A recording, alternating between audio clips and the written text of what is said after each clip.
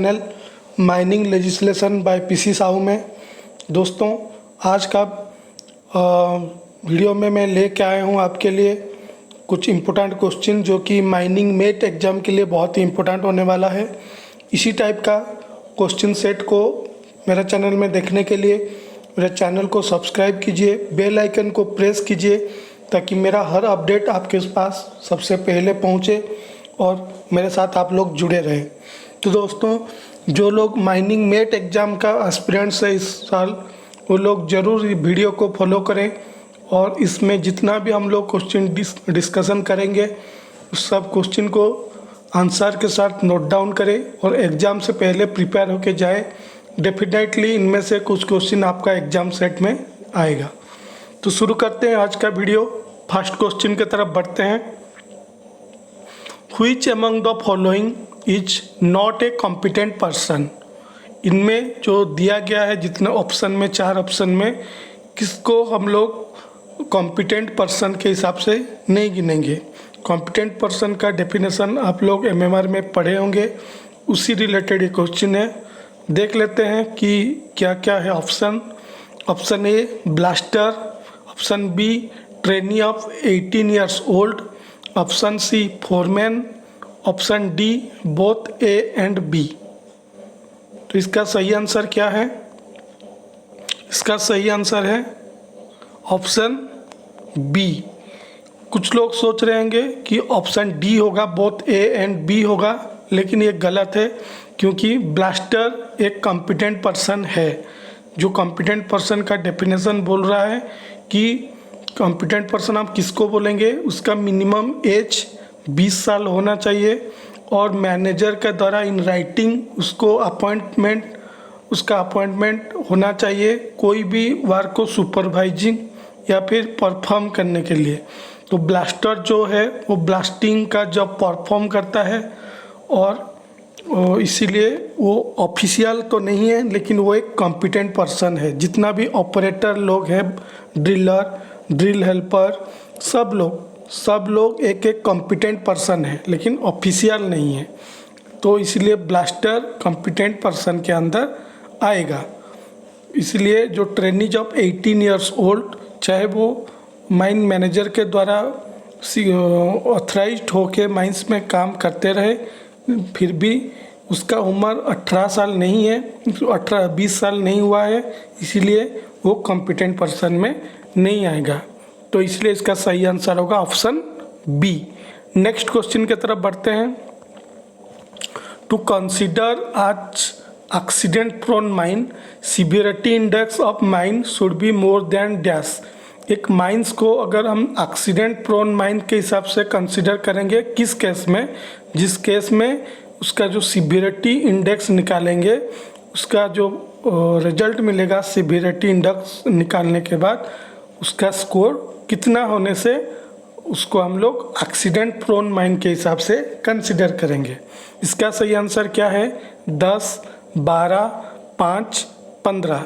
इसका जो सही आंसर है यह है ऑप्शन बी, 12।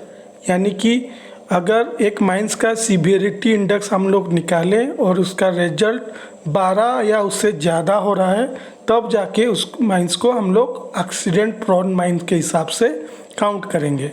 तो सिवियरिटी इंडेक्स 12 और ज़्यादा होने से उसको एक्सीडेंट प्रोन माइन के हिसाब से कंसीडर किया जाता है। नेक्स्ट क्वेश्चन की तरफ बढ़ते हैं। The unit of light emitted by A light source is dash. एक लाइट सोर्स से जितना लाइट निकलता है उस लाइट को जो मेजरमेंट करते हैं उसका यूनिट क्या है? ऑप्शंस क्या क्या है? Lumen, lux, candela, glare. इसका सही आंसर क्या है?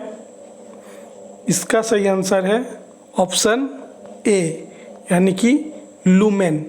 Lumen is the unit of light emitted by A light source. एक लाइट सोर्स से जितना लाइट निकलता है उसका जो मेजरमेंट जो करते हैं उसका यूनिट है लुमेन। नेक्स्ट क्वेश्चन की तरफ बढ़ते हैं। ISO 3450 is in connection with dash. यानी कि ISO 3450 किस चीज़ को रिप्रेजेंट करता है?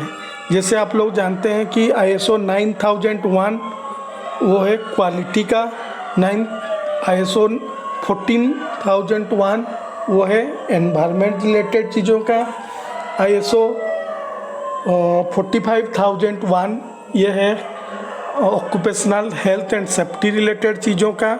उसी तरह ISO 3450 यह है किस चीज़ का, ऑप्शंस क्या क्या है, braking system in crawler machines, braking system in HEMM, helmet, protective footwear मतलब सेफ्टी शू। तो इसका सही आंसर क्या है, ISO 3450।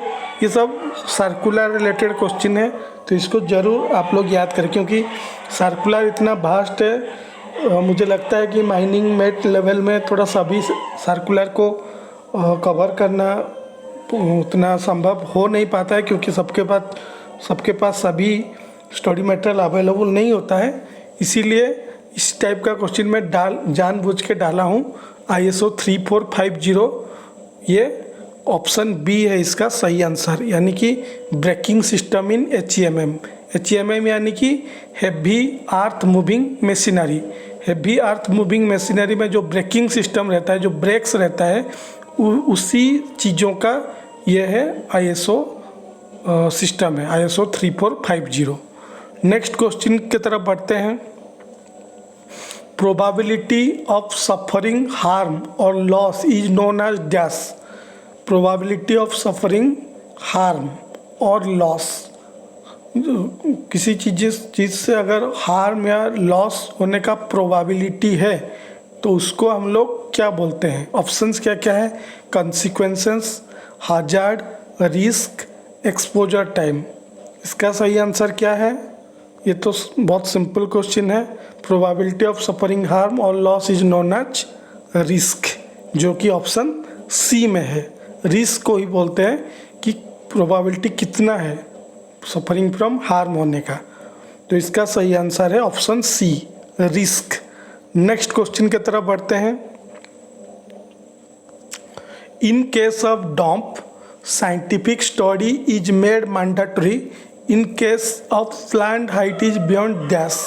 यानी कि ये क्या बोल रहा है कि डंप का केस में हम जो चाहे वेस्ट डंप हो या जो भी डंप हो, डंप का केस में साइंटिफिक स्टडी करना मैंडेटरी है स्टैट्यूटरीली। अगर गाइडलाइन के हिसाब से डंप का हाइट, हमारा डंप का हाइट को हम कितना से ज़्यादा रखना अगर चाहते हैं तो साइंटिफिक स्टडी करना कंपलसरी है, मैंडेटरी है।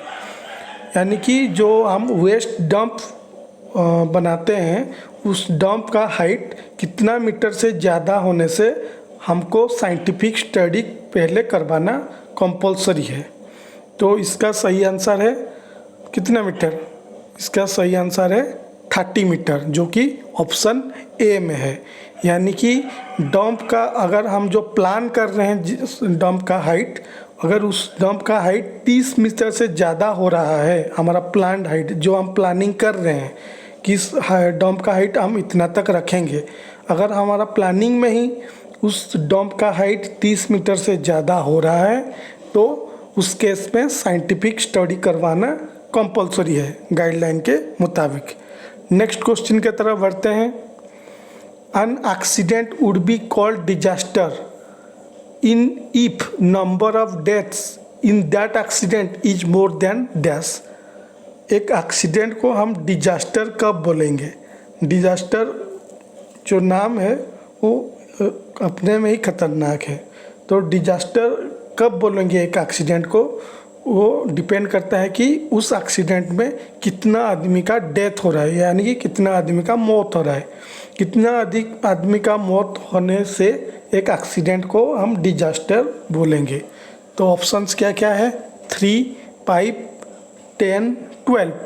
तो इसका सही आंसर है ऑप्शन सी, यानी कि अगर एक एक्सीडेंट में 10 से ज़्यादा आदमी मरते हैं तो उस एक्सीडेंट को हमको डिजास्टर ही बोलना पड़ेगा। यानी कि वो सिंपली एक्सीडेंट अभी नहीं रहा, वो डिजास्टर हो गया। यानी कि 10 आदमी से अगर ज़्यादा आदमी का अगर मौत होता है तो उस एक्सीडेंट को हम डिजास्टर बोलेंगे। नेक्स्ट क्वेश्चन की तरफ बढ़ते हैं। Colour of risk calculator is dash. जो रिस्क कैलकुलेटर आप लोग safety management system, safety management plan, इसके ऊपर बहुत सारा सर्कुलर आया है। उसके रिलेटेड एक स्पेसिफिक वीडियो पूरा 1 घंटा का मैं मेरा चैनल में अपलोड किया हूँ, आप देखे होंगे, उसको ज़रूर देखिए क्योंकि उसमें बहुत सारा शॉर्ट क्वेश्चंस है और समझने वाला चीज़ उसको भी बहुत अच्छे से समझाया हूँ मेरे हिसाब से, जितना भी मेरे से हो सकेगा। तो ज़रूर उस वीडियो को देखें। उसी रिलेटेड क्वेश्चन है कि colour of risk calculator is dash. Risk calculator में जो कलर कॉम्बिनेशन दिया हुआ है क्या क्या है, ऑप्शंस क्या क्या है? Red, blue, green, yellow. Green, yellow, orange, pink. Red, pink, green, white. Red, orange, yellow, green. तो इसका सही आंसर क्या है रिस्क कैलकुलेटर का कलर? ऑप्शन डी, यानी कि रेड, ऑरेंज, येलो, ग्रीन। दोस्तों आप उस वीडियो को देखे होंगे तो उसमें क्लियरली हम लोग डिस्कस किए हैं उस वीडियो में कि जो रिस्क हम लोग कैलकुलेट करते हैं, रिस्क कैलकुलेटर करने के बाद एक स्कोर निकलता है और उसी स्कोर के हिसाब से हम लोग सजाते हैं कि कौन सा जो हज़ार्ड है किस कैटेगरी में आएगा, रेड कैटेगरी में, ऑरेंज कैटेगरी में, येलो कैटेगरी में या ग्रीन कैटेगरी में। जो ग्रीन कैटेगरी है उसमें रिस्क बहुत कम है, उससे थोड़ा जो ज़्यादा होता है वो येलो कैटेगरी में आता है। येलो से जो थोड़ा ज़्यादा होता है उसमें रेंज है, उसमें पूरा डिफाइन किया गया है कि रिस्क का स्कोर कितना से कितना के बीच आएगा तो कौन सा कैटेगरी में जाएगा। तो वीडियो को ज़रूर देखें।